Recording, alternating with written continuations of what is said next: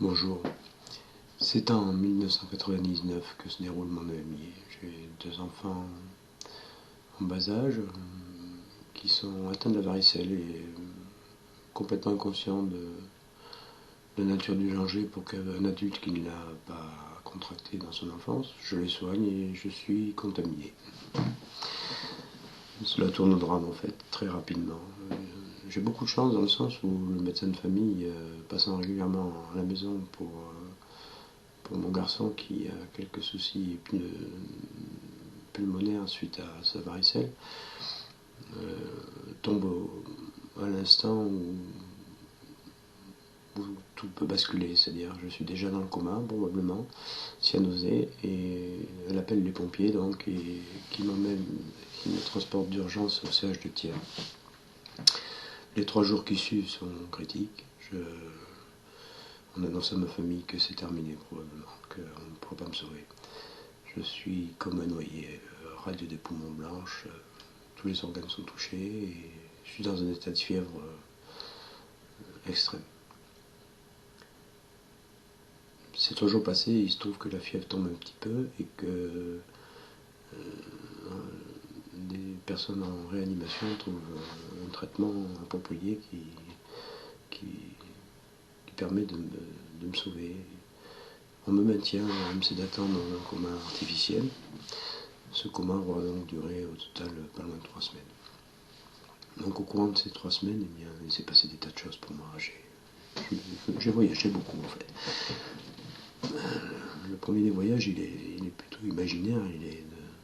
C'est une scène tout à fait onirique et loufoque qui pourrait paraître comique, mais qui a pris un sens important dans cette histoire, tout du moins pour moi. Je me retrouve dans la cour d'un château médiéval. Des trompettes tonitruantes autour et un conseil des personnes qui s'approchent. Elles sont là pour moi, en fait, et pour évaluer ce que j'ai fait de ma vie. Et elles ne sont pas d'accord du tout entre elles. Il y a une grande discorde, c'est assez comique, je regarde ça en souriant parce que ça me fait penser vraiment à du Monty Python. Et donc, une dispute éclate. Et arrive sur ces entrefaites donc un maître de cérémonie qui fait autorité apparemment. Il s'approche de moi et s'adresse directement à moi. Il me dit tu n'as pas fait ce qu'on attendait de toi en fait. Tu as triché. Je suis un petit peu ébahi. Il me dit oui, tu as triché, tu t'es laissé aller à mourir. Et cette vérité-là, elle s'empare de moi, c'est vrai, et j'acquiesce. Il me dit tu vas faire du rab. Et là j'acquiesce aussi. Et cette scène qui paraît comique et loufoque prend tout un sens par rapport à ce que j'ai vécu. Par la suite, ce type de scène, il n'y en aura pas d'autre. Par contre, des scènes accrochées au réel, comme celle d'un examen médical, qui là aussi prendra tout un sens par la suite, dans ma propre étude et ma propre analyse de cet état de conscience dans lequel je me trouvais, qui est très particulier. C'est une séance d'échographie où 3 médecins et une infirmière sont présents. Et l'infirmière, déjà, le regard de l'infirmière sur moi comme si je n'existais pas. Comme si j'étais mort. Et j'entends clairement ses pensées. Elle me regarde sans compassion et j'ai l'impression qu'elle me fixe dans le regard, mais j'entends ses pensées et elle dit ce type il est foutu. Et puis elle passe à autre chose, elle zappe, elle pense à son quotidien. Moi j'ai une tonne de repassage ce soir. Enfin, l'examen commence. Le chef de la réanimation, j'apprendrai plus tard que c'est le chef de la réanimation, demande à regarder la vésicule biliaire Et je prononce, il dit c'est de la boue, on ne pourra pas la garder. Elle fait voir le foie, fait voir ceci, fait voir cela. C'était une catastrophe, c'est qu'un édème, ce type, c'est qu'un édème. Et puis, l'examen est assez court en fait, et il me dit fais-moi voir le cœur, alors par curiosité, il regarde le cœur. Et il dit à son collègue qui est à l'échographie, il dit t'as déjà vu des ventricules aussi énormes, c'est incroyable. Il a les ventricules, le ventricule, regarde le ventricule énorme. Et l'autre lui dit oui, c'est sans doute pour ça qu'il est encore vivant. J'avais noté, le troisième personnage était du CHU de Roanne. Parce qu'il portait un écusson tout simplement sur sa bouche, CHU de Roanne, et j'étais un petit peu perplexe, ne sachant pas comment j'étais arrivé ici, je ne savais pas où j'étais, pourquoi j'étais là, dans quelles conditions j'étais arrivé, et je me demandais ce que je faisais à Roanne, à tel point que je pensais avoir eu un accident de la route ou quelque chose comme ça. C'est en sortant du coma, la première seule personne qui est venue un petit peu discuter avec moi pour faire le point, c'était donc le chef de service de la réanimation qui avait fait procéder à cet examen échographique et qui me fait un petit peu le bilan des 3 semaines, ce qui s'était passé, comment j'allais m'en sortir. Et je lui dis à ce moment-là, je reparle de cet examen et je lui dis oui, je me souviens de l'examen que vous m'avez fait par échographie, puisqu'il parlait juste après cette sortie de coma de m'enlever la vésicule biliaire. J'ai dit oui, je me souviens que vous avez fait une échographie, que c'était pas voyant. Et il me dit comment attendez. Je lui dis oui, vous étiez avec un médecin du CHU de Roanne. Et il carguait les yeux, il me dit attendez, comment savez-vous qu'il y avait un médecin du CHU de Roanne? Ben, je lui dis tout simplement, il y avait un écusson sur sa blouse. Alors là, il me regarde et il me dit comme ça, ce jour-là, vous n'étiez pas en état. Vous étiez dans le pâté, complètement dans le pâté. Je ne comprends pas, sincèrement, je ne comprends pas. Et c'est un élément qui m'a raccroché par la suite à cette façon de percevoir les choses, à l'analyser, à se demander par quel mécanisme, dans un état où on est dans le coma, où théoriquement on n'entend pas, où on ne voit pas,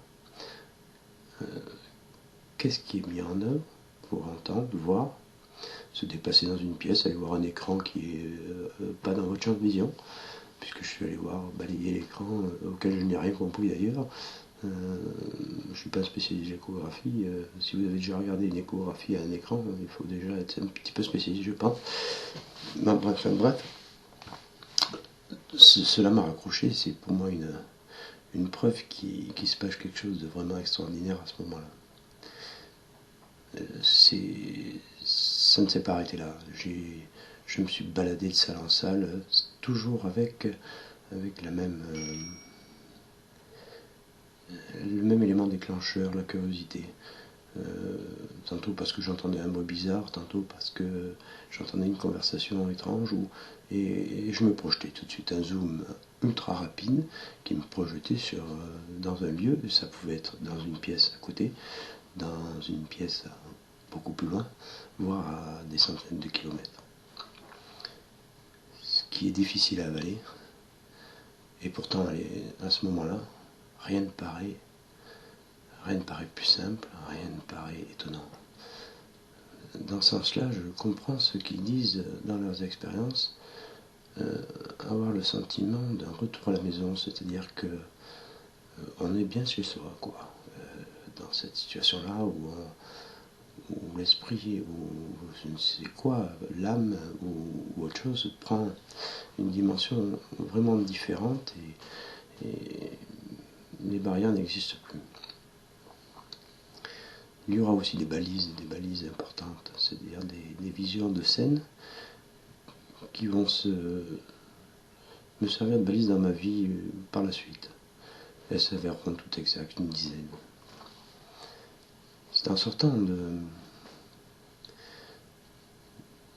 cet hôpital, j'ai vécu des moments très difficiles la première année, perdue, beaucoup de mal à me réadapter, un changement radical au niveau de ce que je ressentais des gens, de la façon de les voir, de la d'appréhender la vie. Il m'a fallu 10 ans pour sortir du silence. Bien sûr, j'en ai parlé un petit peu la première fois, c'est-à-dire à ce médecin, et par la suite, j'ai compris que chaque fois que j'essayais d'en parler un petit peu, c'était les yeux s'écarquillaient, quoi. C'est difficile d'en discuter, d'abord parce qu'on ne trouve pas les mots, et parce qu'en face, on a des gens qui ne sont pas forcément à même de comprendre, parce que c'est déjà extrêmement difficile pour nous de comprendre et de l'expliquer, donc encore plus difficile d'aller dans l'irrationnel avec des gens qui ont les pieds sur terre et qui n'ont pas vécu ce genre d'expérience. J'ai fini par rencontrer des gens, j'ai eu beaucoup de chance, je crois, qui m'ont ouvert un peu, qui m'ont permis de m'ouvrir un petit peu. J'ai décidé d'écrire un livre. C'était une thérapie pour moi, j'ai distribué un petit peu dans mon entourage pour essayer d'expliquer, c'est beaucoup plus facile par écrit, ce qui s'était produit et les changements qu'on pouvait constater chez moi, ou s'ils étaient perceptibles. Et je pense qu'il était. Je me suis rendu compte aussi que mon expérience était atypique dans le sens où je n'avais pas vu la lumière, pas vu le tunnel, et pas reçu l'amour inconditionnel. Et curieusement, c'est peut-être au moment où je me suis rendu compte de cela, quand j'écrivais ce livre, il y a peu de temps en fait, moins de 3 ans,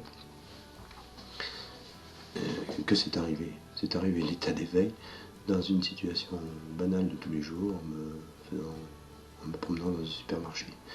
Je me suis retrouvé complètement abasourdi devant un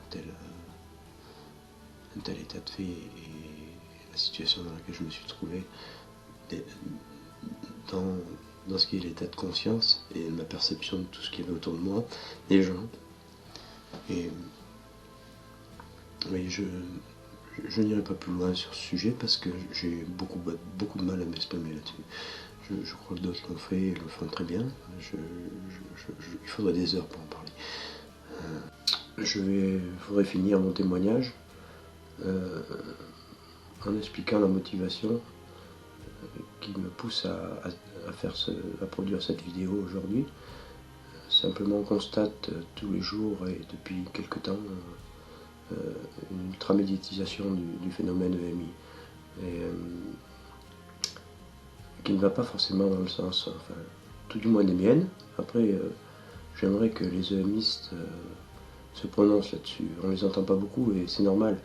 Je crois que le formatage qui est fait par des pseudo-spécialistes qui s'annoncent spécialistes, voire scientifiques, alors que pour moi un scientifique c'est quelqu'un qui est capable de produire des preuves scientifiques, c'est-à-dire de produire une expérience renouvelable à souhait, et ce n'est pas le cas aujourd'hui. Et c'est loin d'être le cas, nous n'avons pas l'amorce d'une seule preuve de l'après-vie. Alors, qu'il y ait des gens en attente, en souffrance, parce qu'ils ont perdu des gens, oui, ça je le comprends, j'en ai pour ma part, dans ma famille, et j'ai beaucoup de mal à leur apporter le réconfort qu'ils souhaitent malgré mon expérience. Alors que des gens mélangent tout, sur des bases de témoignages qui sont suffisamment rares pour en faire une soupe du genre mélange pseudo-scientifique et ésotérisme, eh bien moi je me prononce en contre. Voilà. Et j'espère que d'autres EMistes vont le faire. Bonsoir.